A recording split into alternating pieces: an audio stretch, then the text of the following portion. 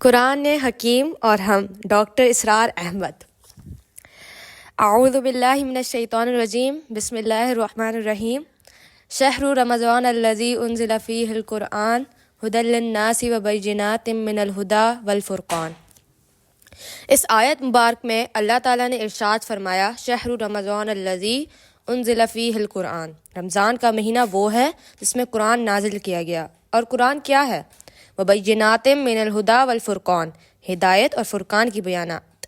اس ترکیب میں جو 3 الفاظ آئے ہیں اس میں سے سب سے پہلے لفظ ہدایت پر توجہ دیجیے کہ ہدایت سے مراد کیا ہے۔ اس کا ہم عام ترجمہ تو رہنمائی اور راستہ بتانا کرتے ہیں، لیکن ذرا گہرائی میں سمجھے کہ ہدایت کسے کہتے ہیں۔ ہدایت کے 2 پہلو، ہدایت کے 2 حصے ہیں، ایک ہے انسان کے لیے نظری، فکری اور علمی ہدایت، اور ایک ہے عملی، اخلاقی اور زندگی کے معلومات کے ضمن میں ہدایت۔ نظری، فکری اور علمی ہدایت کے اہم ترین حصے کو ہندی میں ست است وویک کہتے ہیں، یعنی انسان میں یہ تمیز پیدا ہو جائے کہ کیا چیز حق ہے اور کیا باطل ہے۔ ہندو جب اپنے مردوں کی آرتی لے کر جاتے تھے تو کہتے تھے رام نام ست ہے، تو ست کی معنی حق کے ہیں۔ قرآن مجید میں آتا ہے ذالک بان اللہ هو الحق، اسی طرح ہندی میں اس حق کے لیے لفظ ست ہے۔ ہندی میں بعض الفاظ کے شروع میں اگر سابقی طور پر الف کا اضافہ کر دیں تو معنی الٹے ہو جاتے ہیں، تو مثلاً ٹل سے اٹل، اسی طرح مر سے امر اور ست سے اسد۔ وہ شے ہے جو نظر تو آ رہی ہے لیکن حقیقی نہیں ہے، جبکہ ست وہ شے ہے جو حقیقت پر مبنی ہے۔ سب سے بڑی بات یہی ہے، انگلستان کے بہت بڑے فلسفی بریڈلے نے اپنی مرقۃ الآراء کتاب اپیرنس اینڈ ریئلٹی میں اسی حقیقت کو بیان کیا ہے کہ جو کچھ نظر آتا ہے وہ حقیقت نہیں ہے، بلکہ حقیقت اس کے پیچھے ہے۔ جو کوئی محض آنکھوں سے نظر آنے والی چیزوں میں الجھ گیا وہ در حقیقت باطل فالس ہوڈ کا شکار ہے، جب تک کہ اس ظاہر کے پردے کو چیر کے باطن کو نہ دیکھا جائے۔ اقبال نے کہا ہے، گاہے میری نگاہ تیز چیر گئی دل وجود، گاہے الجھ کے رہ گئی میری تہمت میں۔ عربی کا ایک شعر ہے، کلو ما فی الکونی وہمن او خیال او عکوسن فی المرایا او زلال۔ کائنات میں یہ جو کچھ ہے وہ وہم ہے یا خیال ہے، یا جیسے شیشوں کے اندر عکس ہوتا ہے یا جیسے سایہ ہوتا ہے، اس کی کوئی حقیقت نہیں۔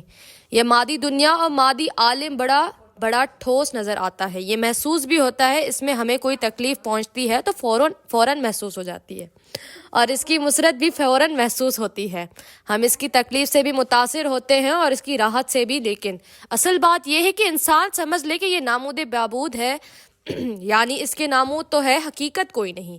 حقیقت صرف ذات باری تعالیٰ ہے۔ قرآن مجید میں بہت سے مقامات پر اسی حقیقت کی طرف اشارہ کیا گیا ہے، ذالک بان اللہ هو الحق، الحق اللہ تعالیٰ ہی کی ذات ہے۔ انسان کے اندر یہ تمیز پیدا ہو جانا، اس کی بھی در حقیقت مختلف کورلریز میں۔ دراصل ہمارا ایک جسم ہے جو نظر آتا ہے، وزن رکھتا ہے، اور اس کی تقاضے ہیں جو محسوس ہوتے ہیں۔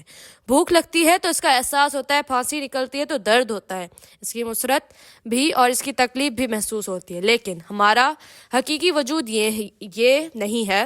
حقیقی وجود وہ روحانی وجود ہے جو نظر نہیں آتا، وہ ریئلٹی ہے، یہ اپیرنس ہے، یعنی یہ ظاہر ہے اور وہ اصل حقیقت ہے۔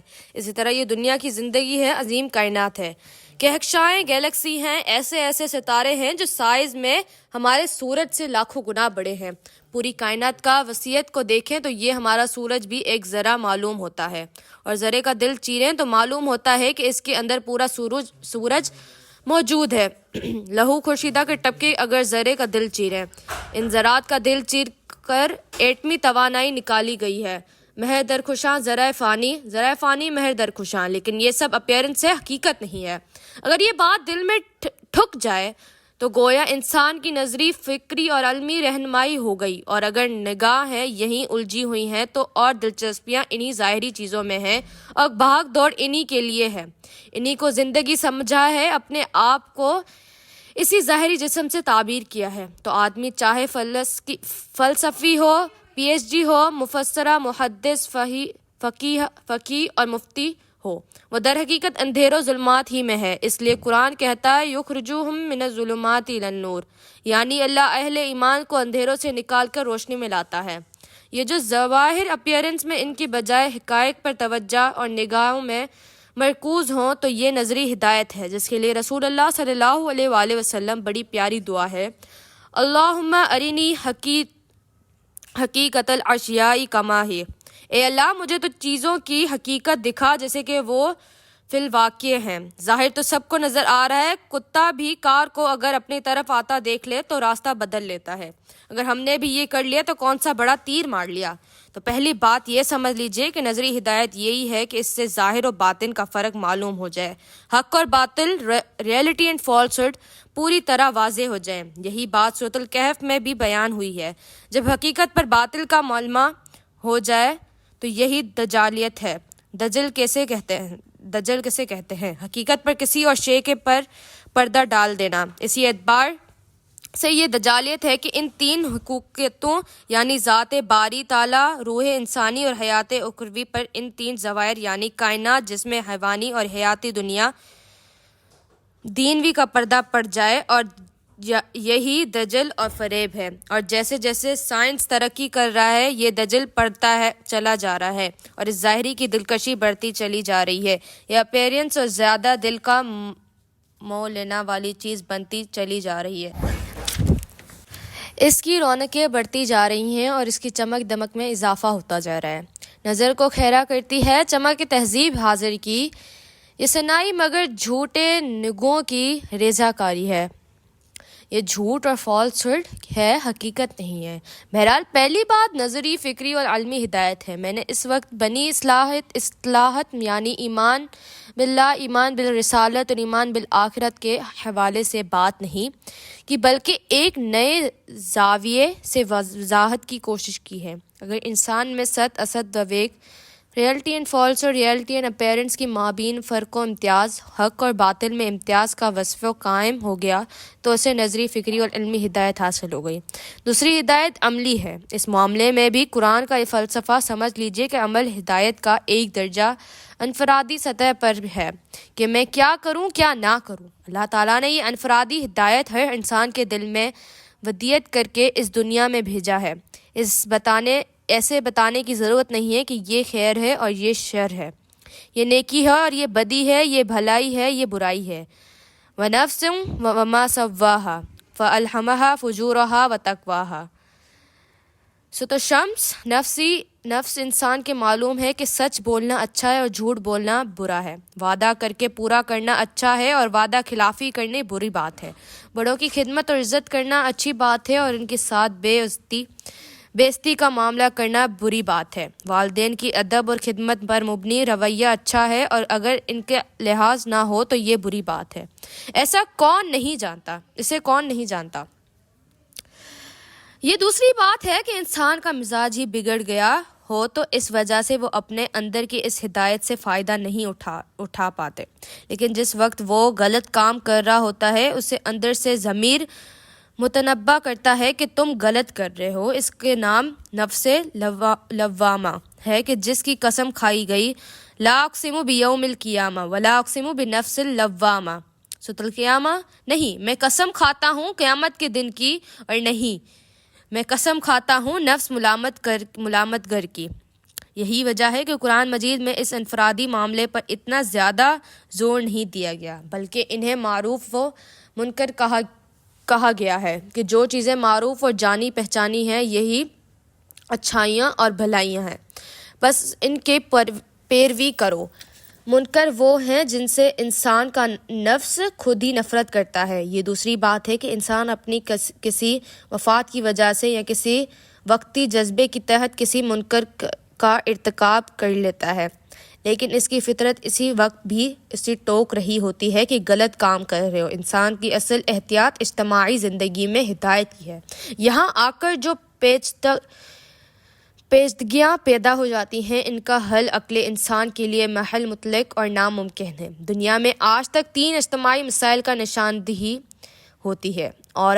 نمبر 1، عورت اور مرد کے درمیان حقوق و فرائض کے ضمن میں کیا توازن ہو، بیوی کا کیا حقوق ہوں اور شوہر کے کیا حقوق ہوں، یہ بڑا پیچیدہ مسئلہ ہے۔ انسان اسی معاملے میں افراط و تفریط کا شکار رہا ہے۔ نمبر 2، دوسرا مسئلہ اجتماعی نظام میں رسایت و حکومت کا ہے کہ ایک فرد اور عام شہری کو کتنی آزادی ہونی چاہیے اور اس پر کتنا جبر ہونا چاہیے، اور اجتماعیت کو کتنا اختیار ہونا چاہیے اور کتنا چیک اینڈ بیلنس کا کیا نظام ہونا چاہیے۔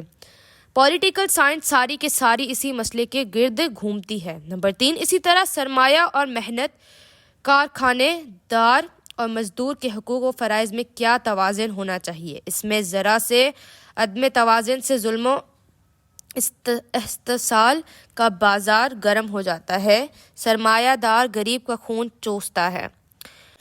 خواجہ از خون رگ مزدور سازد لیل ناب، سرمایہ دار نے مزدور کے خون سے شراب کشید کی ہے جیسے وہ شام کو کلب میں بیٹھ کر پیتا ہے، اور زمیندار اور لینڈ لارڈ کے ظلم و ستم کا کاشتکار کی کھیتی خراب ہے کہ اس کا بچہ فاقے سے ہے، حالانکہ محنت و مشقت اس کاشتکار نے کی ہے۔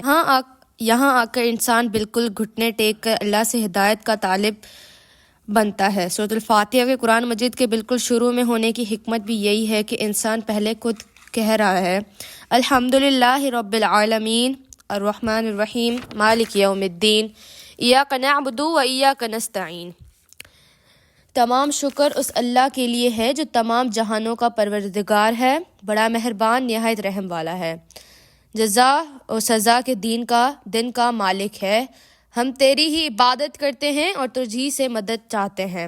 ان حقائق تک وہ خود پہنچ گیا ہے، لیکن اس کے بعد آگے کہتا ہے اہدنا الصراط المستقیم، اے اللہ ہمیں سیدھی راستے کی ہدایت دے۔ اس اجتماعی معاملے کو کہیں قرآن صراط مستقیم کہتا ہے، کہیں صراط سوی اور کہیں صراط سوائے سبیل، مختلف الفاظ آئے ہیں۔ ان تمام پیچیدگیوں میں سے درمیانی، معتدل اور عدلی پر مبنی رہا، جس میں افراط و تفریط نہ ہو، یہ اصل ہدایت ہے جس کے لیے قرآن نازل ہو۔ اس بحث کا حاصل کلام کے طور پر جان لیجئے کہ ہدایت نظری کے مطلب یہ ہے کہ آپ کے سامنے حق اور باطل، اپیرنس اینڈ ریئلٹی، ست اسد کے درمیان امتیاز واضح ہو جائے۔ اللہ حق ہے، آخرت حق ہے۔ آپ نے وہ دعا پڑھی ہوگی انت الحق ووعدک الحق ولقاؤک حق وقولک حق والجنۃ حق والنار حق والساعۃ حق والنبیون حق ومحمد صلی اللہ علیہ وسلم حق۔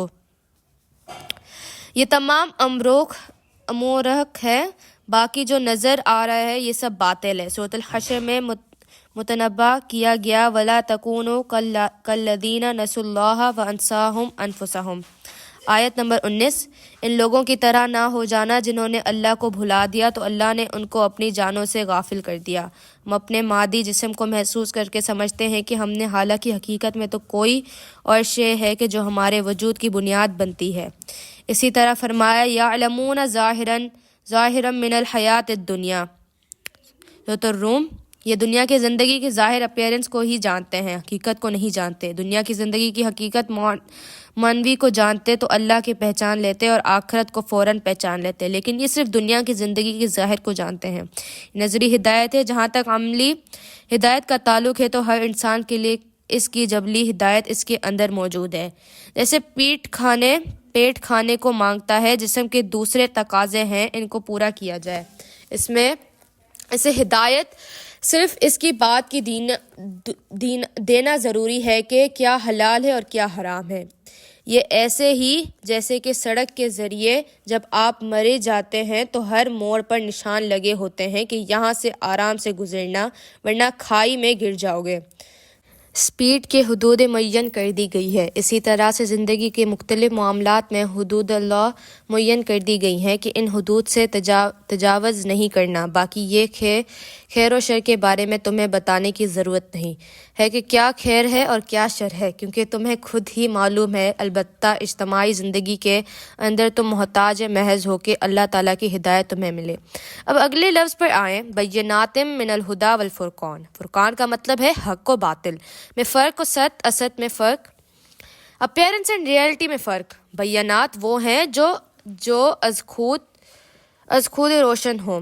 سورۃ العنکبوت میں فرمایا بل هو آیۃ بینات فی صدور الذین اوتوا العلم، آیت نمبر 49، بلکہ یہ قرآن تو وہ آیت بینات ہیں جو اہل علم کے سینوں میں پہلے سے موجود ہیں، اسی لیے قرآن اپنے آپ کو تذکرہ و تبصرہ کہتا ہے۔ تبصرہ کہتے ہیں کسی کو آنکھ کھول کر دکھا دینے، اور تذکرہ کی معنی ہے یاد دلا دینا کہ تمہارے اندر یہ سب کچھ موجود ہے، تمہارے اندر حق ہے، تمہارے اندر ذات باری تعالیٰ کی تجلی ہے ذوق تجلی بھی اسی خاک میں پنہاں، غافل تو نرا صاحب ادراک نہیں ہے۔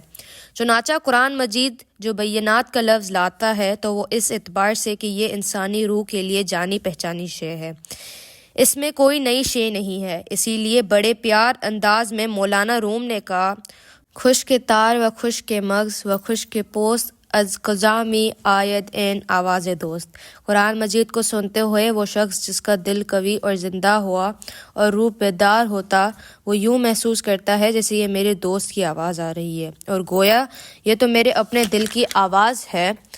حافظ ابن قیام رحمۃ اللہ علیہ کہتے ہیں، قرآن کے پڑھنے والے بہت سے لوگ ایسے ہیں کہ جب وہ قرآن کو پڑھ رہے ہوتے ہیں تو یہ نہیں سمجھتے کہ ہم مصحف میں سے پڑھ رہے ہیں، بلکہ ایسے محسوس کرتے ہیں کہ جیسے قرآن ہمارے لوح قلب پر لکھا ہوا ہے اور ہم وہاں سے پڑھ رہے ہیں۔ فطرت انسانی اور قرآن حکیم میں اس قدر ہم آہنگی اسی لیے ہے، یہ قرآن بینات من الہدی والفرقان ہے، اور یہ ایسی روشن آیت ہے جو علم والوں کی سینوں میں محفوظ ہیں۔ دنیا کی سب سے بڑی نعمت۔ اب آئیے اس بات کی طرف کہ یہ قرآن سب سے بڑی نعمت کیوں ہے۔ دراصل ہمارے نعمتوں کا تصور دولت، شہرت، اقتدار، جائیداد، اولاد، صحت وغیرہ تک محدود ہے، لیکن حقیقت یہ ہے کہ ان میں سے کوئی شے بھی نعمت نہیں ہے۔ نعمت صرف ایک ہے اور وہ ہدایت ہے۔ ہدایت ہوگی تو دولت بھی نعمت ہے، صحت بھی نعمت ہے۔ ہدایت کی بنا پر آپ دولت اور صحت سے نیکیاں کمائیں گے، اور اگر ہدایت نہیں ہے تو اسی صحت کی بنیاد پر بدمعاشیاں کریں گے، تو ظاہر ہے کہ ایسی صحت نعمت نہیں بلکہ زحمت ہے۔ ہدایت ہے تو زندگی نعمت ہے، زندگی کا ایک ایک لمحہ نعمت ہے۔ ہدایت نہیں ہے تو زندگی لعنت ہے۔ ہدایت ہے تو اولاد نعمت ہے، اسے آپ دین کا کام میں لائیں گے اور اسے صدقہ جاریہ بنائیں گے۔ ہدایت نہیں ہے تو اولاد لعنت ہے، جو آپ کے لیے عذاب کا باعث بنے گی۔ آپ نے حرام کے ذریعے سے جو کچھ کما کر جمع کیا ہے اس کے علون تلون میں اڑائے گی، اور ان کی بدمعاشیوں کا حساب آپ کے کھاتے میں جمع ہوتا رہے گا۔ قرآن مجید میں 2 جگہ کہا گیا ہے، فَلَا تُعْجِبْكَ أَمْوَالُهُمْ وَلَا أَوْلَادُهُمْ إِنَّمَا يُرِيدُ اللَّهُ لِيُعَذِّبَهُمْ بِهَا فِي الْحَيَاةِ الدُّنْيَا۔ ان کے مال اور ان کی اولاد کی کثرت تمہیں دھوکے میں نہ ڈال دے، اللہ تعالیٰ ان کے ذریعے ان کو دنیا کی زندگی میں عذاب دینا چاہتا ہے۔ اگر ہدایت نہیں تو نہ دولت نعمت ہے، نہ اولاد نعمت ہے، نہ صحت نعمت ہے، بلکہ یہ سب ہماری تباہی کا سامان ہے، ہمارے جہنم میں جانے کے لیے تمہید ہے۔ ہاں، پارس وہ شے ہے جس سے کوئی چیز چھو جائے تو وہ سونے بن جاتی ہے، اسی طرح ہدایت وہ شے ہے کہ اس کی ساتھ صحت بھی نعمت ہے، زندگی بھی نعمت ہے، اس کے باوجود بھی اگر کچھ کوتاہیاں ہو جائیں تو ان کی تلافی کا امکان ہے۔ انسان توبہ کے ذریعے اپنی غلطیوں کی تلافی کر لیتا ہے۔ ہدایت کے ساتھ اگر اقتدار نصیب ہو جائے تو خلف خدا کی بہتر کا سامان ہو جائے گا۔ اگر اقتدار ایسے لوگوں کے ہاتھ میں آ جائے جن کے پاس ہدایت نہیں تو نتیجہ یہی نکلے گا کہ خلق خدا انہیں کوسے گی اور یہ خلق خدا کو لعنت کریں گے۔ تو معلوم یہ ہوا کہ اس دنیا میں، اس آسمان کے نیچے اور اس زمین کے اوپر حقیقتاً نعمت صرف ایک ہے، اور وہ ہدایت ہے، جو کہ مطلقاً نعمت ہے، سرتاپا نعمت ہے، اور جو ہر نعمت کو نعمت بنانے والی ہے۔ اگر یہ نہ ہو تو پھر کوئی شے نعمت نہیں ہے۔ عظمت قرآن بزبان قرآن۔ اس نعمت ہدایت کی عظمت کے بارے میں اللہ تعالیٰ نے ایک بڑی عجیب بات کی طرف میرے ذہن کو متوجہ کیا، وہ یہ کہ خود اللہ تعالیٰ نے قرآن اپنے کلام کی جو عظمت بیان کی ہے، اس کے ضمن میں سورۃ الحشر کی ایک بڑی عظیم آیت ہے، اور پھر 2 آیت سورۃ یونس کی، 4 سورۃ الرحمن کی، 6 سورۃ عبس کی اور 8 سورۃ الواقعہ کی۔ گویا 1 2 4 6 8 سیڑھیاں ہیں۔ پھر ایک عظیم آیت سورۃ الجمعہ کی ہے جو کہ سورۃ الواقعہ میں بیان کردہ منفی کردار کو مزید واضح کرتی ہے۔ میں اس وقت ان قرآنی آیت کے حوالے سے عظمت قرآن کی صرف اشارہ کروں گی کیونکہ قرآن کی عظمت فی نفسہ کیا ہے یہ ہم سمجھ ہی نہیں سکتے۔ سورۃ الحشر میں ارشاد ہوتا ہے لو انذرنا هذا القرآن على جبل لرأيته خاشعا متصدعا من خشية الله وتلك الأمثال نضربها للناس لعلهم يتفكرون۔ اگر ہم اس قرآن کو کسی پہاڑ پر اتار دیتے تو تم دیکھتے کہ وہ دب جاتا اور پھٹ جاتا اللہ کے خوف سے۔ یہ مثالیں ہم لوگوں کو غور و فکر کے لیے بیان کر دیتے ہیں۔ قرآن کے بیان کا مقصد یہ ہے کہ مضمون اتنا لطیف ہے کہ تمہارے ذہن کی گرفت میں نہیں آ سکتا۔ اسے تمثیل کے ذریعے سے جو بھی کچھ سمجھ سکتے ہیں سمجھ لو۔ قرآن کی عظمت اپنی جگہ ہے۔ اقبال نے اس حقیقت کو ایک اور انداز میں کہا ہے فاش گویم آنچے در دل مضمر است اے کتاب نیست چیز دیگر است مسئلہ حق کے پنہاں و ہم پیدا سیت عین زندہ و پائندہ و گویا ست عین۔ اس کتاب کے بارے میں جو بات میرے دل میں پوشیدہ ہے اس اعلانیہ ہے کہ گزروں۔ حقیقت یہ ہے کہ یہ کتاب نہیں ہے بلکہ کچھ اور ہی شے ہے۔ جیسے اللہ کی ذات الحق ہے وہی یہ الحق اور جو صفات اللہ کی ہیں یعنی زندہ و پائندہ اور گویا متکلم وہی صفات اس قرآن کی بھی ہیں۔ آگے چلیے 2 آیت سورۃ یونس کی ملاحظ ہوں۔ یا ایھا الناس قد جاءتکم موعظۃ من ربکم وشفاء لما فی الصدور وہدی ورحمۃ للمؤمنین۔ اے لوگوں دیکھو تمہارے پاس تمہارے رب کی طرف سے نصیحت بھی آ گئی ہے اور تمہارے سینوں کے اندر جو روگ ہیں ان کی دوا بھی آ گئی ہے اور یہ ہدایت اور رحمت ہے اہل ایمان کے حق میں۔ دل اگر سخت ہو گئے ہیں تو ان کو نرم کرنے کے لیے نصیحت بھی قرآن ہے۔ اور پھر یہ دل کی روگ کون سے ہیں؟ ان میں دنیا کی محبت ہے۔ یہ مٹیریل ورلڈ مال وزر، ہندی میں اسے مایا کہتے ہیں۔ حقیقت میں کچھ نہیں ہے۔ اس کی محبت میں انسان گرفتار ہو گیا تو یہی ضلالت اور یہی گمراہی ہے۔ اس مایا کی محبت کو دل سے نکالنا، اسے آسد کے چکر سے نکال دینا ہی در حقیقت اس کا علاج ہے۔ قرآن اس حوالے سے یہ کام کرتا ہے کہ لوگوں کو سینوں میں جو روگ ہیں یعنی مال کی محبت، شہرت کی محبت، اقتدار، دولت اور جائیداد کی محبت، ان محبتوں کو خرچ کر نکال دیتا ہے اور پھر اللہ تعالیٰ کی محبت کو دل میں اسی طرح داخل کرتا ہے کہ اصل محبوب اللہ تعالیٰ ہو جائے۔ اور پھر قرآن اہل ایمان کو حق میں ہدایت بھی ہے اور رحمت بھی ہے، لیکن اصل بات دل کی ٹھکنے کی ہے۔ ایک حدیث کا مفہوم ہے کہ اگر کسی شخص کو اللہ تعالیٰ نے قرآن دیا ہو اور پھر بھی وہ کسی دوسرے شخص کے بارے میں یہ سوچے کہ اس پر اللہ کا فضل و کرم مجھ سے زیادہ ہوا ہے، کہ اس کو اللہ نے محل دیا ہے، اتنی لمبی گاڑی ہے، تو اس نے قرآن کی بہت ناقدری کی۔ اسے معلوم ہی نہیں کہ اس کے پاس کتنی بڑی دولت ہے۔ کسی شخص کے پاس کوہ نور ہیرا ہو اور وہ کسی کے سامنے ہاتھ پھیلا رہا ہو تو اس کا مطلب تو یہ ہے کہ اسے پتہ ہی نہیں کہ اس کے پاس کیسا گران قدرہ ہیرا ہے۔ پروفیسر یوسف سلیم چشتی رحمۃ اللہ علیہ نے مجھے ہندی کا ایک دہانہ سنایا تھا۔ بھیکا ایک ہندی شاعر تھا، وہ کہتا ہے بھیکا بھوکا کوئی نہیں، سب کی گدڑی لال، گہرے کھول جانے نہیں اسے بدیا کنگال۔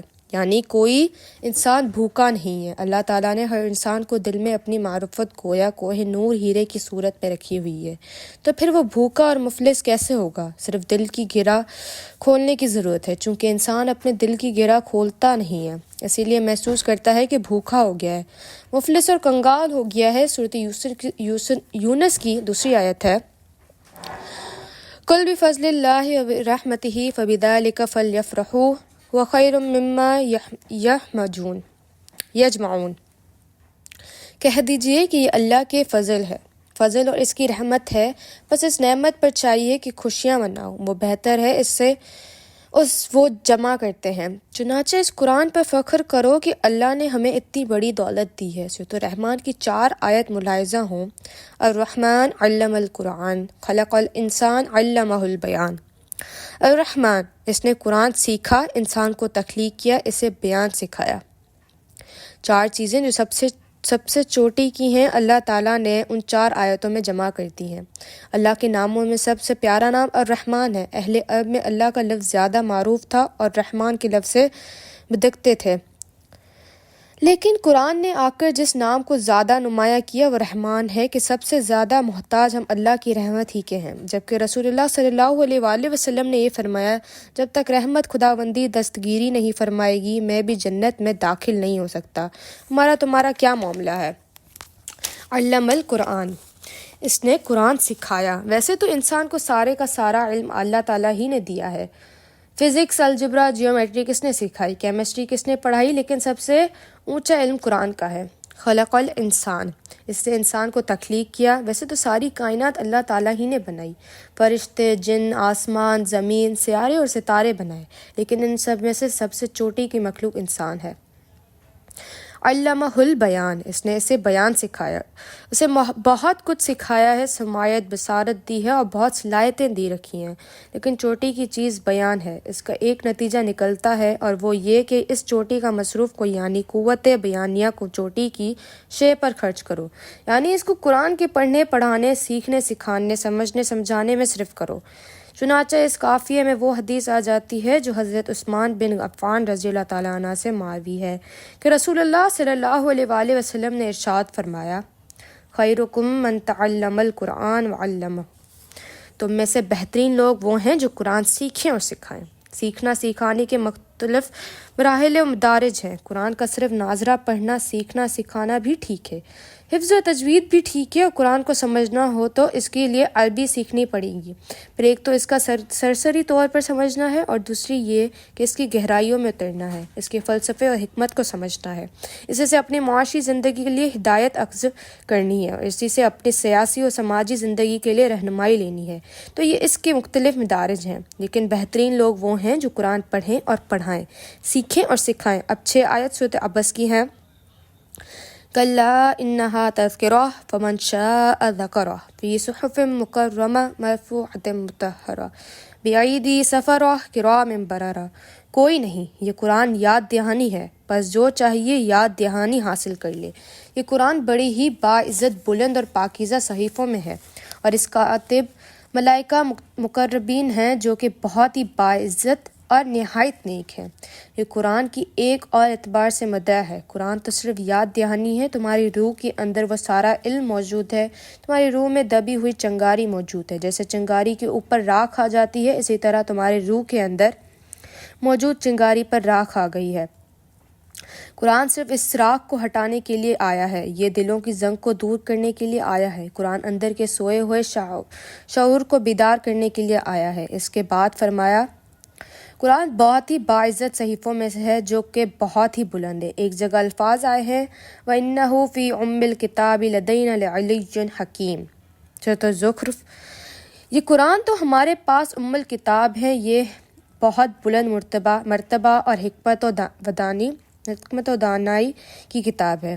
تمہارے پاس تو قرآن کی گویا مصدقاً نقلیں ہیں، جس کی عبارت وہی ہے جو ام الکتاب اور لوح محفوظ میں موجود قرآن مجید کی ہے۔ بل ہوا قرآن مجید فی لوح محفوظ۔ سورۃ البروج۔ بلکہ یہ قرآن ہے بڑی شان والا لوح محفوظ میں لکھا ہوا ہے۔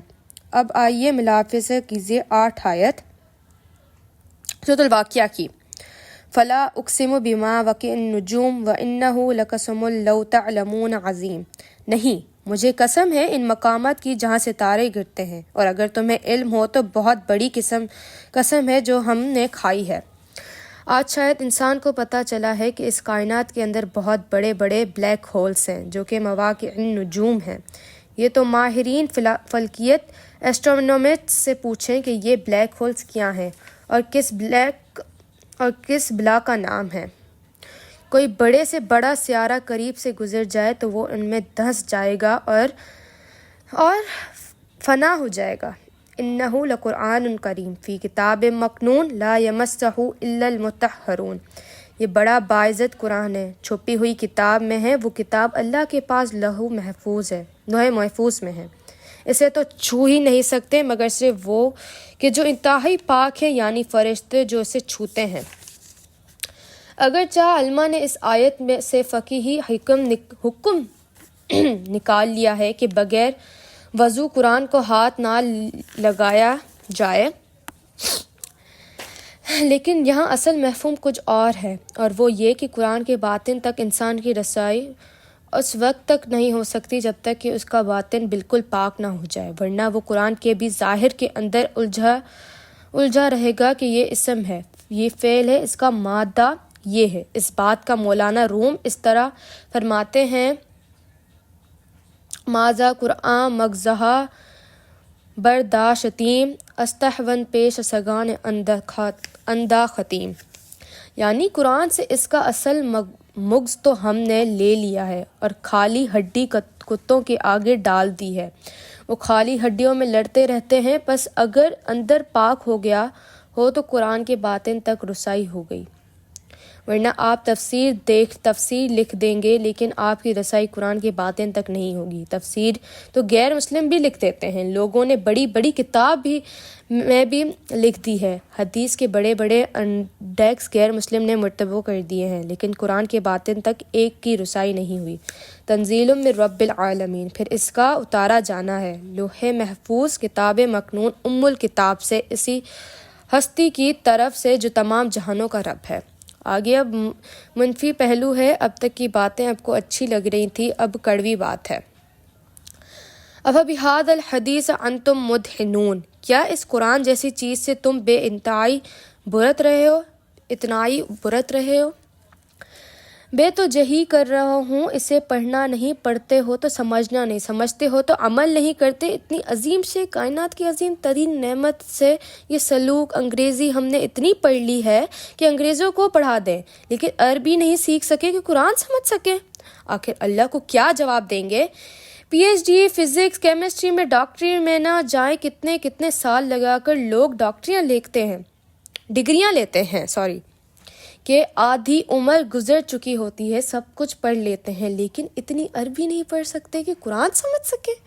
اب یہ سمجھ لو کہ قرآن اس کو کیا کہتا ہے، وَتَجْعَلُونَ رِزْقَكُمْ أَنَّكُمْ تُذَكِّرُونَ، اور تم نے اپنا نصیب یہ ٹھہرا لیا کہ قرآن کو جھٹلا رہے ہو۔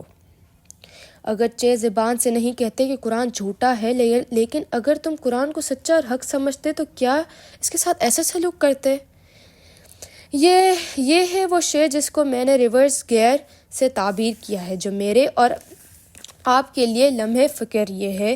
اس کے لیے میں پھر ایک آیت کا حوالہ دے رہی ہوں اور وہ سورۃ الجمعہ آیت 5۔ اللہ تعالیٰ نے سابقہ امت مسلمہ جو مغضوب علیہم اور ملعون میں یعنی یہودی کی مثال دی ہے۔ مثل الذین حملوا التوراۃ ثم لم یحملوها کمثل الحمار یحمل اسفارا، مثال ان لوگوں کی جو حامل تورات بنائیں گے پھر انہوں نے اس کو نہیں اٹھایا، اس کی ذمہ داری ادا نہیں کی، اس گدھے کسی ہے جس پر کتابوں کا بوجھ لدا ہوا ہو۔ اگر ہم نے بھی وہی رویہ اختیار کیا تو گویا پھر یہ ہماری ہی مثال ہے۔ تحریک رجوع للقرآن، اس ساری گفتگو کا عملی نتیجہ یہ ہے کہ پوری قوت کے ساتھ انفرادی اور اجتماعی سطح پر قرآن کی طرف رجوع کی ایک زبردست تحریک چلنی چاہیے، جس میں لوگوں کو دعوت جائے اور قرآن پڑھاؤ، سیکھو، سکھاؤ، سمجھو، سمجھاؤ، اس کا علم حاصل کرو اور عام کرو۔ اب 2000 عیسوی شروع ہو چکا ہے، میں 1925 میں دوبارہ لاہور منتقل ہوا تھا، یعنی اس تحریک کو شروع ہوا 35 برس گزر چکے ہیں۔ 1947 سے اسے سمن آباد سے دعوت رجوع الی القرآن کا آغاز ہوا۔ اللہ تعالیٰ کا شکر ہے کہ شادام زندگی خوش کا کارے کردم، بڑا اطمینان اور سکون ہے کہ زندگی اسی کام میں لگی ہے، اپنی بہتر صلاحیت، بیشتر وقت، بہتر توانیاں صرف اس کام میں صرف کی ہیں۔ قرآن پڑھو، پڑھاؤ، سیکھو، سکھاؤ، سمجھو، سمجھاؤ۔ سورۃ الفتح کی آخر میں ایک نقشہ کھینچا گیا ہے، کزرع اخرج شطأہ فآزرہ فاستغلظ فاستوى علی سوقہ، جیسے ایک کسان نے کھیتی لگائی، ہل چلایا، بیج ڈالا، پانی دیا، یا یہ کہ باران رحمت آ گئی تھی، اب اس نے دیکھا کہ بیج پھوٹ رہے ہیں اور پتان نکل رہے ہیں، پھر اس نے اپنا پیٹھ اٹھائی ہے، پھر ذرا اس کو گدرا کیا ہے، پھر وہ کھیتی اپنے نال پر کھڑی ہو گئی ہے۔ یعجب الزراع لیغیظ بہم الکفار، آیت نمبر 29۔ اس کو شتکار کو وہ منظر بہت بھلا اور بہت اچھا لگتا ہے، وہ خوش ہوتا ہے اور اس کا دل باغ باغ ہوتا ہے کہ میری محنت بار اور ہو رہی ہے۔ یہی معاملہ محمد رسول اللہ صلی اللہ علیہ وآلہ وسلم کا تھا۔ 32 برس کی دن رات کی محنت شاقہ میں ایسے ایسے مرحلے آئے کہ رونگٹے کھڑے ہو جاتے ہیں۔ انتقال سے چند دن پہلے جس وقت آپ صلی اللہ علیہ وآلہ وسلم مرض وفات کی کیفیت میں تھے اور جماعت میں شریک نہیں ہو رہے تھے، اس حالت میں آپ صلی اللہ علیہ وسلم کو بہت شدید تکلیف رہی ہے۔ سر میں درد بہت شدید تھا۔ جس وقت ذرا سا افاقہ ہوا تو حجرے کے دروازے کا پردہ اٹھا کر دیکھا تو مسجد میں نماز ہو رہی تھی۔ حضرت ابو بکر رضی اللہ تعالیٰ عنہ امامت کرا رہے تھے۔ آپ صلی اللہ علیہ وسلم کے چہرے پر یہ سوچ کر تبسم آیا کہ یہ میری کہتی ہے جو میں نے لگائی ہے، آج یہ فضل میری نگاہوں کے سامنے ہے، اور پھر اس کے بعد پردہ ڈال دیا۔ اللہ تعالیٰ کا فضل و کرم یہ ہے کہ اسی تمثیل کا ایک عکس میں اپنی تحریک اور رجوع القرآن کی صورت میں دیکھ رہا ہوں۔ میں نے 35 برس پہلے جس کام کا آغاز کیا تھا، آج میں اس کہتی کو اپنے نگاہوں کے سامنے پروان چڑھتے ہوئے دیکھ رہا ہوں۔ میں نے نہیں سمجھتا تھا کہ وقت اعلیٰ تعلیم یافتہ نوجوانوں کے 100 سے کم تعداد ہوگی جو اس قرآنی فکر کو درس و تدریس کے ذریعے عام کر رہی ہیں، اور یہ نوجوانوں بھی اب ادھیڑ عمر میں پہنچ رہے ہیں۔ یہ نفس صدی کا قصہ ہے، 2-4 برس کے بعد نہیں۔ میرے 2 بیٹے اب 40 کی دہائی میں ہیں، اور میرے ساتھی نوجوان جو میرے ساتھ میرے درس میں شریک ہوتے تھے وہ 25 کے دہائی میں پہنچ گئے ہیں۔ اتنے لوگ ہیں کہ جو اس کام میں لگے ہوئے ہیں، قرآن کا پڑھنا پڑھانا، سیکھنا سکھانا، سمجھانا ہو رہا ہے۔ میرا پردادا حفظہ نور اللہ صاحبہ کے 1885 میں انگریزوں نے جائیداد ضبط کر لی تھی، چنانچہ وہ اپنے آبائی علاقے ضلع مظفرنگیر یو پی کو چھوڑ کر مشرقی پنجاب کے قصبہ حصار میں منتقل ہو گئے۔ بعد ازاں 2 نسلیں تو ہماری ایسی گزری میں کہ جن میں کوئی قابل ذکر دینی کام نہیں آتا۔ مسائل روزگار ہی اتنے گھمبیر تھے کہ دنیا نے تیری یاد سے بیگانہ کر دیا والا معاملہ رہا، لیکن پھر اللہ کا شکر ہے کہ اس کے بعد تیسری نسل ہے، یہ کام شروع ہو گیا۔ آج میں سوچ رہا تھا کہ اللہ کے فضل و کرم سے میرے 2 بیٹے حافظ ہیں، میرے 3 چھوٹے بھائی ہیں اور تینوں کا ایک بیٹا حافظ ہے۔ خاص طور پر میں یہاں برادرم اقتدار احمد مرحوم اللہ تعالیٰ ان کی مغفرت فرمائے کا تذکرہ ضرور کرنا چاہوں گا۔ ان پاس میں خود یہ فرمائش لے کر گیا تھا کہ تم اپنے ایک بیٹے میرے حوالے کرو جو قرآن اکیڈمی 1 سال کورس کرے اور پھر اسی کام میں لگے۔ انہوں نے اپنے منجلے بیٹے حمید احمد کو اس کام کے لیے وقف کر دیا، لیکن وہ سعادت مند بچے جلد ہی ایک حادثے میں انتقال کر گیا۔ اب میرے اندر اس بات کا ہمت نہیں تھی کہ میں ان سے کسی دوسرے بیٹے کا مطالبہ کرتا، کیونکہ کاروبار کے تقاضے بھی ہوتے ہیں، لیکن میری کسی توقع یا مطالبے کے بغیر فوری طور پر اقتدار احمد مرحوم نے کہا کہ میرے چھوٹے بیٹے رشد کو اس کام میں لگائیں۔ میں سمجھتا ہوں کہ یہ اسی حسن نیت کا نتیجہ نکلا ہے کہ اس بچے نے چھوٹی سی عمر میں یہاں دورہ ترجمہ قرآن مکمل کیا ہے۔ یہ حافظ بھی ہے۔ بحمداللہ میرے 3 بیٹے بھی دورہ ترجمہ قرآن کر چکے ہیں۔ عظیم عاقف سید اللہ کے فضل و کرم سے 4-5 مرتبہ یہ سعادت حاصل کر چکے ہیں۔ ابھی امریکہ کے قلب شکاگو سے دورہ ترجمہ قرآن کر کے آ رہے ہیں۔ میرا ایک اور شاگرد اس وقت نیو یارک میں دورہ ترجمہ قرآن کی ذمہ داری نبھا رہا ہے۔ اسی طرح پورے پاکستان کے اندر بہت بڑے پیمانے پر یہ کام ہو رہے ہیں۔ یہ سب اللہ کا فضل ہے۔ وَأَمَّا بِنِعْمَتِ رَبِّكَ فَحَدِّثْ۔ سورۃ الضحیٰ ہمیں حکم دیا گیا ہے کہ اللہ کا کوئی خاص انعام ہو تو اس کا تذکرہ بھی کیا کریں اور شکریہ کریں۔ بحمداللہ میرے 2 بیٹے 2 پوتے اور 5.5 نواسے حافظ ہیں۔ ایک چونکہ 15 پارہ کے ہیں اس لیے 5.5 کہا ہے۔ یہ سب کچھ اللہ کے فضل و احسان کا مظہر ہے۔ 1947 عیسوی کی بات ہے۔ اگست یا ستمبر کا مہینہ تھا۔ ہم حصار میں محصور تھے۔ ہندو باہر سے آ کر پے حملے کرتے رہتے تھے۔ ان سے دفاع کر لیا، ہم نے مورچوں لگا لیے تھے۔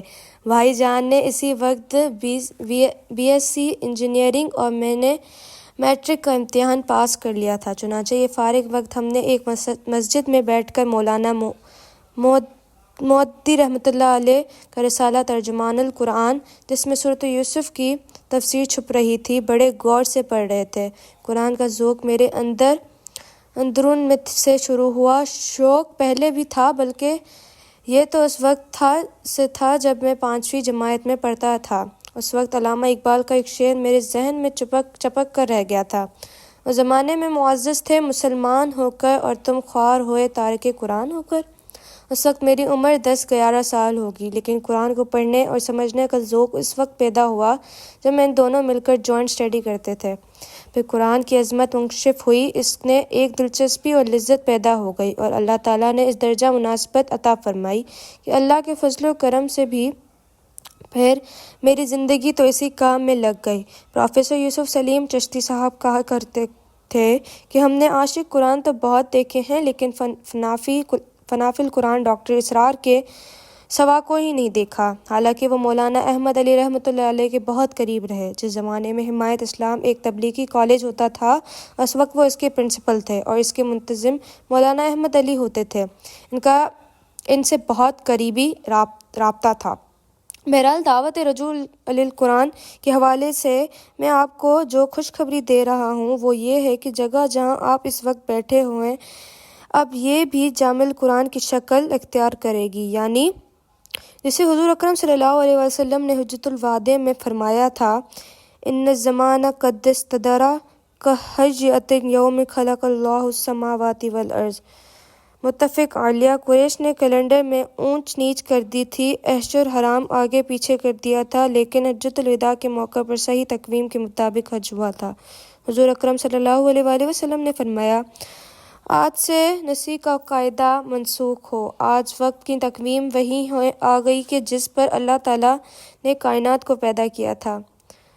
تو یوں سمجھیے کہ 1966 سے جو تحریک قرآن میرے پھوپھی زاد بھائی شیخ نصیر احمد مرحوم کے مکان 211A سے اور پھر مسجد خضا و سمن آباد سے درس قرآن کی صورت میں شروع ہوئی تھی، اور پھر 10 برس تک دعوت رجوع القرآن کا جو ڈانکا بجا ہے وہ اسی عرض سمن آباد میں تھا۔ پورے شہر سے کھنچ کر لوگ آیا کرتے تھے، اور اب یہ کہ منظور حسن صاحب جو اس جگہ کے مالک تھے، ان کی خواہش تھی کہ یہ جگہ قرآن مجید کی دعوت کا مرکز بنے۔ میں اس بات کا اعلان کر رہا ہوں کہ قرآن اکیڈمی ماڈل ٹاؤن کی طرز پر یہاں بھی انشاءاللہ تعالیٰ ایک چھوٹی سی جامع القرآن تعمیر ہوگی، اور اس سے ذرا چھوٹے پیمانے پر ایک مرکزی کی حیثیت حاصل ہوگی۔ اب اس وقت کو غنیمت سمجھیں اور کمر کش لیں۔ عربی کلاس شروع ہوں تو محنت و توجہ کے ساتھ عربی پڑھنے میں لگ جائیں۔ کوئی اجتماعات ہوں تو ان کے اندر پوری پابندی کے ساتھ شرکت کریں۔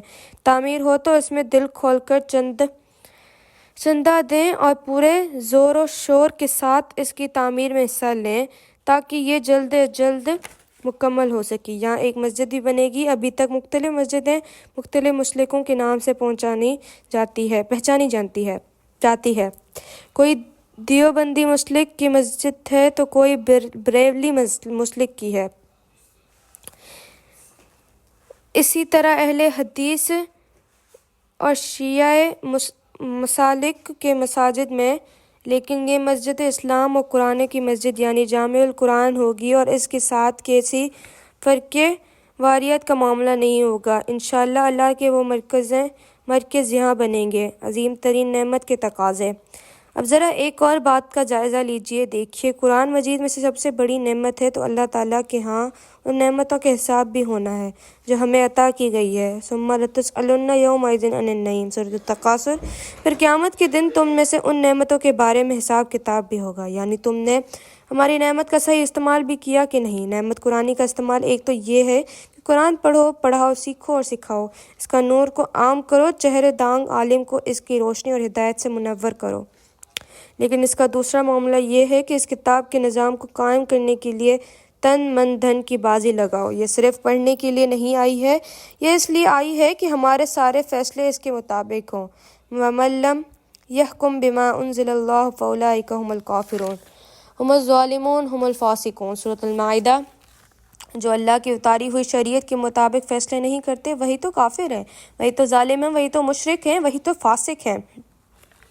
ہم کیا ہیں؟ انفرادی طور پر اللہ کا شکر ہے ہم مسلمان ہیں، اجتماعی طور پر ہم کافر ہیں، ہمارا نظام کافرانہ ہے، ہماری معیشت سود پر مبنی ہے، یا اللہ اور اس کے رسول اللہ صلی اللہ علیہ وسلم کے خلاف بغاوت ہے، ہمارے خلاف اللہ اور اس کے رسول کے اعلان جنگ ہے، ہمارے معاشرے میں فحاشی، عریانی، بے حیائی ہے۔ چنانچہ سوچ لیجیے قرآن کے فیصلے کے مطابق ہمارا شمار کن لوگوں میں ہوتا ہے؟ قرآن مجید کو دعوت کا خلاصہ یہ ہے کہ سارے نبیوں نے کہا یا قوم اعبدوا اللہ ما لکم من الہ غیرہ، اے میری قوم کے لوگوں، اللہ کی بندگی کرو جس کے سوا تمہاری کوئی معبود نہیں، اور اعبدوا اللہ واطیعون، اللہ کی بندگی کرو اور میری اطاعت کرو، اللہ کی بندگی اور پرستش کرو لیکن اس کے لیے اپنی اطاعت کو خالص کرتے ہوئے۔ وَمَا أُمِرُوا إِلَّا لِيَعْبُدُوا اللَّهَ مُخْلِصِينَ لَهُ الدِّينَ حُنَفَاءَ۔ سورۃ البینہ۔ اور انہیں اللہ تعالیٰ کی بندگی ہی کا حکم دیا گیا تھا، اطاعت کو اسی کے لیے خالص کرتے ہوئے یکسو ہو کر۔ اب ہماری بندگی تو ادھوری ہے، اور ادھوری بھی کہاں ہے؟ ہماری پوری اجتماعی زندگی تو اسلام و قرآن کے خلاف ہے۔ انفرادی زندگی میں ٹھیک ہے، میں شراب نہیں پیتا، سود نہیں کھاتا، نماز پڑھتا ہوں، روزے رکھتا ہوں، لیکن اس سے آگے اجتماعیت کا پہلا قدم شروع ہوتے ہی کفر شروع ہو گیا۔ آج ہمارے کتنے گھر میں جن میں شرعی پردہ ہے؟ میں رواجی پردے کی بات نہیں کر رہا، شرعی پردے کی بات کر رہا ہوں۔ اگر گھر میں شرعی پردہ نہیں ہے تو اجتماعیت کا تو پہلا قدم ہی غلط ہو گیا۔ کتنے لوگ ہیں جو حلال کھا رہے ہیں، کتنے کاروبار ہیں جو اپنے آپ کو بینک کے اور ڈفرانس سے بچائے ہوئے ہیں، اور کتنے لوگ ہیں جنہوں نے سودی قرضے لے کر مکان نہیں بنائے ہیں۔ اس سارے کفر کے خلاف جب تک جدوجہد نہ ہو، سعی و محنت اور جہاد نہ ہو، ہماری یہ جزوی ہدایت اللہ کی ہاں قبول نہیں۔ سورۃ المائدہ ہین میں فرمایا قُلْ یَا اہل الکتاب لستم علی شیء حتی تقیموا التوراۃ والانجیل وما انزل الیکم من ربکم۔ آیت نمبر 28۔ اے نبی صلی اللہ علیہ وآلہ وسلم کہہ دیجئے، اے کتاب والوں، یہودیوں، نصرانیوں، تمہاری کوئی حیثیت ہماری نگاہ میں نہیں ہے جب تک کہ تم تورات اور انجیل کو اور جو کچھ تم پر نازل کیا گیا ہے قائم نہیں کرتے۔ تمہارا منہ نہیں ہے کہ ہم اس سے بات کر سکو۔ اسی طرح اللہ تعالیٰ ہم سے فرماتے ہیں کہ کس منہ سے تم نماز پڑھ رہے ہو جبکہ تم اللہ کی کتاب کو قائم نہیں کیا؟ گویا یا ایھا القرآن لستم علی شیء حتی تقیموا القرآن وما انزل الیکم من ربکم، یعنی اے قرآن والوں، تمہاری کوئی حیثیت نہیں جب تک کہ تم قرآن کو اور جو کچھ تم پر نازل کیا ہے اسے قائم نہیں کرتے۔ چنانچہ اب ہمارے لیے کرنے کا کام کیا ہے؟ ظاہر ہے کہ میں اکیلا یہ کام نہیں کر سکتا، اور یہ بھی حقیقت ہے کہ 100، 50 یا 1000، 2000 آدمی مل کر بھی نہیں کر سکتے، لیکن جدوجہد اور کوشش تو کر سکتے ہیں۔ اپنی توانائیاں، صلاحیتیں، قوتیں، اپنے اوقات، اپنے وسائل اور اپنی اولاد کو تو اس کام کے لیے لگا سکتے ہیں۔ اگر ہم یہ بھی نہیں کر سکتے تو پھر یقیناً اس وعید کا شکار ہو جاتے ہیں۔ افتؤمنون ببعض الکتاب وتکفرون ببعض فما جزاء من یفعل ذلک منکم الا خزی فی الحیاۃ الدنیا ویوم القیامۃ یردون الی اشد العذاب وما اللہ بغافل عما تعملون۔ سورۃ البقرہ۔ کیا تم ہماری کتاب کے ایک حصے کو مانتے ہو اور ایک حصے کو نہیں مانتے؟ یعنی کچھ احکام پر عمل کرتے ہو اور کچھ پر عمل ہی نہیں کرتے؟ تو جان لو کہ تم سے کوئی یہ حرکت کرے، اس کی سزا اس کی سوا کچھ نہیں ہے کہ اسے دنیا میں ذلیل و خوار کر دیا جائے اور قیامت کے دن شدید ترین عذاب میں جھونک دیا جائے، اور جو کچھ تم کرتے ہو اللہ سے غافل نہیں ہے۔ اس سے بچنے کی ایک ہی شکل ہے، اور وہ یہ کہ غلبے چونکا باطل اور طاغوت کا ہے اور اللہ کا دین مغلوب ہے۔ میں اور آپ اس کے تحت رہنے پر مجبور ہیں۔ ہم سودی نظام کے اندر سانس لے رہے ہیں، میرے اور اب آپ کی سانس کے ساتھ سود اندر جا رہا ہے۔ تو پھر آپ اس سب کے کفار کے لیے ہمیں کیا طرز عمل اختیار کرنا چاہیے؟ جواب اس کا صرف یہ ہے کہ یہاں رہتے ہوئے ہمیں اپنی توانائیوں، قوتوں، صلاحیتوں، اوقات اور وسائل کو ذرائع کا کم سے کم حصہ اپنی ذات پر اور اپنے اہل ویال پر اور زیادہ سے زیادہ حصہ ایسی جد و جہد میں لگا دینا چاہیے جس کے ذریعے دین کے نظام کو قائم کیا جا سکے۔ اگر یہ کر لیا تو کفارہ ادا ہو جائے گا، جو گناہ اندر جا رہا ہے وہ دھل جائے گا۔ اس سے آپ اقامت دین یا نظام خلافت کہہ لیں، قرآن کا قائم کرنا کہہ لیں، دین کے قیام اور نظام مصطفیٰ صلی اللہ علیہ وآلہ وسلم کا قیام کہہ لیں۔ یہ نام مختلف ہو سکتے ہیں لیکن کام کی نوعیت ایک ہی ہے، عبارت النار شتیٰ و حسن واحد۔ پھر اس کے ساتھ یہ بھی ہے کہ اگر آپ باطل نظام کے تحت زندگی گزار رہے ہیں تو اس صورت میں آپ پر اقامت دین کی جدوجہد فرض عین ہے۔ میں یہ بات سوچ سمجھ کر کہہ رہا ہوں، میری پوری زندگی قرآن مجید کے پڑھنے پڑھانے میں گزری ہے۔ یہ بات میں اپنے مطالعہ قرآنی کی روشنی میں کہہ رہا ہوں کہ جو آدمی اسی جدوجہد میں شریک نہیں ہے اس کی نمازیں نہیں ہوتی، روزے نہیں ہوتے، اس لیے کہ جب تک طاغوت کا کفر نہیں کرتا اس وقت تک اس کا اللہ پر ایمان معتبر نہیں ہوتا۔ فَمَن يَكْفُرْ بِالطَّاغُوتِ وَيُؤْمِن بِاللَّهِ فَقَدِ اسْتَمْسَكَ بِعُرْوَةِ الْوُثْقَىٰ سورۃ البقرہ۔ پھر جو کوئی طاغوت کا کفر کرے اور اللہ پر ایمان لائے تو اس نے ایک مضبوط کنڈے کو تھام لیا۔ طاغوت کا کفر پہلے ہے اور اللہ پر ایمان بعد میں ہے۔ اگر انسان طاغوت کے خلاف جدوجہد نہیں کر رہا اور اس کے تحت پھیلانے اور پھولنے کی کوشش کر رہا ہے، جائیداد بنا رہا ہے، کاروبار اور بڑھا رہا ہے، تو اس کا مطلب ہے طاغوت کے ساتھ اس کی ہم آہنگی ہے۔ وہ اس سے ذہناً قبول کر چکا ہے اور دل سے اسے مان چکا ہے، لہٰذا اس کی نماز منہ پردے ماری جائے گی۔ التزام جماعت کی ضرورت و اہمیت۔ میرے مطالعے کا حاصل یہی ہے کہ دین کے لیے یہ جدوجہد ہم پر فرض ہے۔ اس ضمن میں یہ 4 باتیں اپنے پلے باندھ لیں۔ نمبر 1، اس جدوجہد کے لیے کسی جماعت میں شامل ہونا لازم ہے، کیونکہ یہ کام بغیر جماعت کے ممکن نہیں۔ یہ کام افراد نہیں کر سکتے، اس لیے رسول اللہ صلی اللہ علیہ وسلم نے فرمایا، علیکم بالجماعہ، مسلمانوں تم پر جماعت سے والبسا رہنا ضروری ہے۔ ید اللہ مع الجماعہ، اللہ کے ہاتھ جماعت پر ہیں۔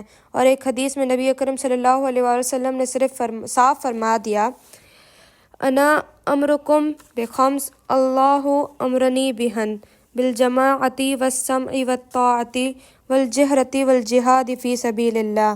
مسلمانوں میں تمہیں 5 باتوں کا حکم دے رہا ہوں جن کا مجھے اللہ نے حکم دیا ہے، جماعت کے سننے اور ماننے کا، اللہ کے راستے میں ہجرت اور جہاد کا، جماعت کے التزام ہو اور جماعت بھی سمع و طاعت والی ہو۔ یہ جماعت بھی ہجرت اور جہاد کے مراحل سے گزر کر اللہ کے دین کے قائم کرے۔ اس سے جماعت کو معین ہدف اقامت دین کو جدوجہد ہونا چاہیے۔ کوئی چھوٹا کام مثلاً تعلیمی، تبلیغی اور اصلاحی نوعیت کا نہیں ہونا چاہیے۔ ویسے تو یہ کہ اگر کوئی سگریٹ نوشی کے خلاف بھی مہم چلائے تو وہ بھی اچھا کام ہے۔ تمباکو نوشی سے لوگوں کی جان بچانا یہ بھی اچھا ہے، برا نہیں۔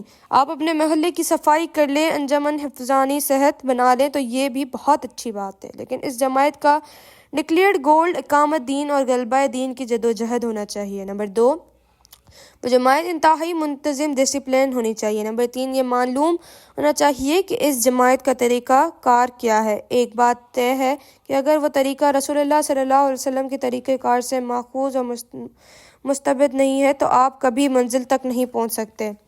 خلاف پیغمبر صلی اللہ علیہ وسلم کے راہ گزید کہ ہرگز بے منزل نہ خود رسید، چنانچہ راستہ وہی اختیار کرنا ہوگا۔ بے قول امام مالک، لا یصلح آخرہ ھذہ الامۃ الا بما صلح بہ اولھا، اس امت کی آخری حصے کی اصلاح نہیں ہوگی مگر صرف اسی طریقے پر جس پر کے پہلے حصے کی اصلاح ہوئی ہے۔ نمبر 4، آپ کے لیے جس طرح بھی ممکن ہو اس جماعت کو قیادت کے قریب ہو کر دیکھ لیں کہ دل کیا گواہی دیتا ہے، کہ یہ کیا لوگ یہ مخلص ہوں یا بہر ویپے ہیں۔ یہ دن کا نام پر دنیا کی کوئی دکان تو نہیں چمکا رہا۔ اگر دل ان لوگوں کی خلوص گواہی دے اور یہ جماعت بقیہ شرطین بھی پوری کر رہی ہے تو پھر اس جماعت میں شامل ہونا فرض عین ہے۔ اگر باطل کے غلبے کے تحت زندگی گزارنے والے شخص کے لیے دین کے غلبے کی جدوجہد فرض عین ہے تو پھر اس فرض عین کا پورا کرنے کے لیے جماعت کا التزام بھی فرض عین ہے۔ یہ بات سمجھ لیجئے کہ جس طرح نماز کے لیے وضو فرض ہے اسی لیے وضو کے بغیر نماز نہیں، اسی طرح چونکہ جماعت کے بغیر دین کی اقامت ممکن نہیں، لہٰذا اگر اقامت دین فرض ہے تو التزام جماعت بھی فرض ہے۔ جماعت سازی کے مسنون اساس۔ جماعت سازی کے کئی طریقے ہیں۔ ایک طریقہ ہمارے ہاں انگریزوں کے ساتھ آیا، مثلاً جب نئی تہذیب آئی تو میز کرسی پر بیٹھ کر کھانا کھانا بھی اس کے ساتھ آیا۔ ظاہر ہے کہ یہ ہماری تہذیب تو نہیں ہے۔ حضور اکرم صلی اللہ علیہ وسلم کا طریقہ تو حدیث میں یوں مذکور ہوا ہے، ما اکل النبی علی خوان، صحیح بخاری، کہ نبی کریم صلی اللہ علیہ وسلم نے کبھی کھانے پر رکھ کر کھانا نہیں کھایا۔ حضور اکرم صلی اللہ علیہ وسلم کے زمانے میں میز کرسی تو نہیں تھی، البتہ اونچے گھرانوں میں ایک رواج تھا کہ ان کے پاس 6-7 اونچی چوکیاں ہوتی تھیں، زمین پر بیٹھ کر کھا رہے ہوتے تھے، لیکن آگے 6 آنچ اونچی چوکی رکھی ہوتی تھی جسے خوان کہتے تھے۔ اب بھی بعض گھرانوں میں یہ رواج موجود ہے۔ حضور اکرم صلی اللہ علیہ وسلم نے کبھی خوانے پر بھی کھانا نہیں کھایا، لیکن اس کرسی میز کو کسی نے حرام نہیں کہا۔ یہ نئی شے تو ہے لیکن حرام نہیں ہے، کوئی ایسی دلیل نہیں ہے جس میں اس کی ممانعت آ گئی ہو۔ اسی طرح ہندوستان میں انگریزوں کے آنے کے بعد جماعتوں بنانے کا طریقہ یہ بنا کہ پہلے اس کے مقاصد، ایمز اور اہداف، آبجیکٹس لکھ لیے جائیں، اس کی آرٹیکلس آف ایسوسیشن اور قواعد و ضوابط کا تعین کر لیا جائے، گویا پورا دستور کانسٹیٹیوشن بنا لیا جائے۔ اب جو شخص بھی اس دستور کو مان لے گا وہ اس جماعت کو کارکن بن جائے گا۔ پھر یہ ارکان اس جماعت کے امیر یا صدر کا انتخاب 2 یا 4 سال کے لیے کریں گے۔ جماعت بنانے کے اسی طریقے کو بھی میں مباح و جائز سمجھتا ہوں، اگرچہ یہ مسنون نہیں ہے لیکن حرام بھی نہیں ہے۔ جیسے میز کرسی کھانا پینا مسنون نہیں ہے لیکن حرام بھی نہیں ہے، اسی طرح یہ طریقہ مسنون ہے، نہ منسوس ہے اور نہ معصور ہے، لیکن حرام بھی نہیں ہے۔ دستوری تنظیم، کانسٹیٹیوشنل آرگنائزیشن بھی ٹھیک ہے اگر منظم اور سمع و طاعت والی ہو، لیکن جس جماعت کا قرآن و حدیث، سیرت سنت خلافت راستہ اور ہمارے پوری تاریخ ذکر ہے وہ بیت کا نظام ہے۔ کوئی اللہ کا بندہ ایسا ہو کہ آپ کو اعتماد ہو کہ یہ آدمی مخلص ہے، دین کو جانتا ہے اور حقیقتاً یہ دین کی خدمت کرنا چاہتا ہے، تو آپ اس سے شخصی طور پر بیعت کر لیں کہ میں آپ کے ساتھی ہوں، جو حکم آپ مجھے دیں گے میں کروں گا، میں خود بھی مشورہ دوں گا، اپنی رائے دوں گا، لیکن یہ کہ فیصلہ گنتی سے نہیں ہوگا کہ یہ اکثریت ہے اور یہ اقلیت ہے۔ 9 آدمیوں کا رائے لازماً غلط ہے اور 10 کا لازماً صحیح ہے، حالانکہ یہ ضروری نہیں ہو سکتا ہے کہ 8 آدمیوں کی رائے صحیح ہو اور 20 کے غلط ہو۔ نظام و بیت میں فیصلہ امیر کے ہاتھ میں ہوتا ہے۔ قرآن مجید میں ارشاد ہے، ان اللہ اشتری من المؤمنین انفسهم واموالهم بان لهم الجنہ فاستبشروا ببیعکم الذی بایعتم بہ۔ سورۃ التوبہ۔ بے شک اللہ تعالیٰ نے مومنوں سے ان کی جانیں اور مال جنت کی عوض خرید لی ہیں، بس اس بے پر کہ جو تم نے اللہ سے کی ہے خوشیاں مناؤ۔ یہ بیت اللہ سے بھی ہے اور اللہ کے نبی صلی اللہ علیہ وسلم سے بھی۔ سورۃ الفتح میں 2 جگہ ذکر آ گیا، ان الذین یبایعونک انما یبایعون اللہ ید اللہ فوق ایدیہم، آیت نمبر 10۔ بے شک جن لوگوں نے آپ صلی اللہ علیہ وسلم سے بیعت کی تو یقیناً انہوں نے اللہ سے بیعت کی، اللہ کا ہاتھ ان کے ہاتھوں پر ہے۔ لقد رضی اللہ عن المؤمنین اذا یبایعونک تحت الشجرہ، آیت نمبر 18۔ بے شک اللہ مومنوں سے اس وقت راضی ہو گیا جب وہ درخت کے نیچے آپ صلی اللہ علیہ وسلم سے بیعت کر رہے تھے۔ سورۃ الممتحنہ میں خواتین کی بیعت کا ذکر آیا ہے۔ یہ نظام یہ ہے کہ جو قرآن نے دیا، حدیث نے دیا اور سیرت میں بھی یہی نظام ہے۔ بیت عقبہ و اولا عقبہ ثانیہ ہوئیں، بیت رضوان بیت علی الموت ہو رہی ہے۔ اسی بیت پر خلافت راشدہ کا نظام چلا۔ حضرت ابو بکر، عمر، عثمان اور علی رضی اللہ عنہ کی بیعت ہوئی، اور جس وقت خلافت ملوکیت میں بدلنے لگی اور حضرت حسین رضی اللہ عنہ میدان میں آئے تو انہوں نے بھی بیعت لی کہ آؤ میرے ساتھ ہم اس ملکیت کے راستے کو بند کریں۔ یہ دوسری بات ہے کہ بیعت کرنے والے گھبرا گئے اور ابن زیاد کے تشدد سے خوف زدہ ہو کر انہوں نے بیعت توڑ دی۔ اس کا کوئی الزام حضرت حسین رضی اللہ عنہ پر تو نہیں، ہمارا یہ نظام تھا کہ جس کو ہم نے انگریزوں کے آنے کے بعد پشت ڈال دیا۔ حالانکہ 1913 میں مولانا ابو الکام آزاد نے جماعت الحزب اللہ بنائی تو وہ بیعت کی بنیاد پر تھی۔ کچھ عرصہ کے بعد 20 کی دہائی میں شیخ حسین البنا رحمۃ اللہ علیہ نے مصر میں جو جماعت الاخوان المسلمون بنائی وہ بھی بیعت کی بنیاد پر تھی، لیکن مولانا مودودی رحمۃ اللہ علیہ نے جب جماعت اسلامی بنائی وہ بیعت کی بنیاد پر نہیں تھی۔ البتہ 1930 میں جب قادیانی فتنے کے مقابلے کرنے کے لیے علماء جمع ہوئے اور انہوں نے مولانا عطا اللہ شاہ بخاری رحمۃ اللہ کو امیر شریعت بنایا تو ان سے بیعت کی۔ رسول اللہ صلی اللہ علیہ وسلم نے صحابہ کرام رضی اللہ تعالیٰ عنہ سے جو بیعت لی، اس کے الفاظ سے آپ کو اندازہ ہوگا کہ وہ کتنی گھمبیر بیعت ہے۔ یہ روایت صحیح بخاری اور صحیح مسلم دونوں میں موجود ہے۔ حضرت عباد بن صامت رضی اللہ عنہ فرماتے ہیں، بایعنا رسول اللہ علی السمع والطاعۃ فی العسر والیسر والمنشط والمکرہ وعلی اثرۃ علینا وعلی اللہ نزاز الامر اہلہ وعلی ان نقول بالحق اینما ما کننا لا نخاف فی اللہ لومۃ لائم۔ ہم نے اس کے رسول اللہ صلی اللہ علیہ وسلم سے بیعت کی ہے کہ آپ صلی اللہ علیہ وسلم کا ہر حکم سنیں گے اور مانیں گے، اطاعت کریں گے، چاہے کتنے ہی مشکل اور خواہ آسان ہو جائیں، ہماری طبیعتیں عمدہ ہوں اور چاہے ہمیں اپنی طبیعتوں پر جبر کرنا پڑے، چاہے آپ ہم پر دوسروں کو ترجیح دے دیں، ہم یہ نہیں کہیں گے کہ میں آپ کا پرانا ساتھی تھا، آپ نے نوارہ کو مجھ پر میر بنا دیا۔ جنہیں آپ صلی اللہ علیہ وسلم امیر بنائیں گے ہم ان سے جھگڑیں گے نہیں، اور جہاں بھی ہوں گے حق بات ضرور کہیں گے، اپنی رائے پیش کر دیں گے، اور اللہ تعالیٰ کے معاملے میں کسی ملامت کرنے والوں کو ملامت کی پرواہ نہیں کریں گے۔ اسی بیعت کے نظام پر ہم نے تنظیم اسلامی قائم کی ہے۔ ہماری بیعت میں صرف ایک لفظ کا اضافہ ہے، وہ اس طرح کہ حضور صلی اللہ علیہ وسلم کا ہر حکم واجب الاطاعت تھا۔ حضور صلی اللہ علیہ وسلم کے بعد حضرت ابو بکر رضی اللہ عنہ کا بھی ہر حکم واجب الاطاعت نہیں ہے۔